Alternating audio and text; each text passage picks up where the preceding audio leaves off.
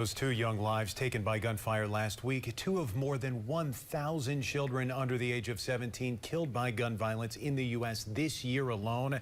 That's according to the Gun Violence Archive. Northern News Now's Madison Green tells us what adults can do to prevent tragedies like this from happening and how to have these tough conversations with your children.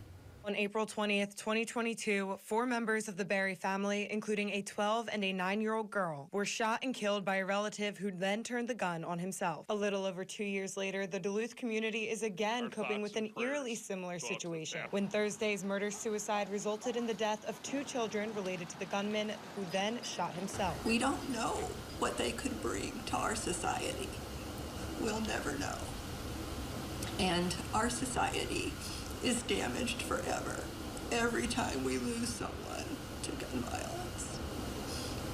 Gina O'Brien is a volunteer at the Duluth chapter of Moms Demand Action, a group promoting what they call gun sense. We can handle guns responsibly.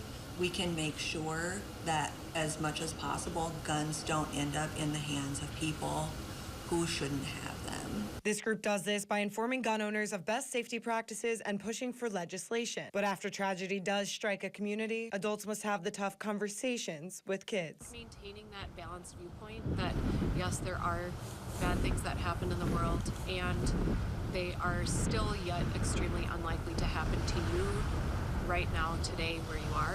Dr. Marit Knutson, a pediatrician at Essentia Health, says the neighbors, friends, and classmates of the young victims will process what happened differently. Younger children have a harder time kind of understanding the logistics of something that might have happened. We often find that teens are the ones that really internalize the emotions and the worries, and that it does really affect their mental health going forward.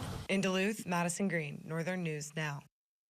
Moms Demand Action is holding their monthly meeting tomorrow. We have more information on how to attend right now on our website.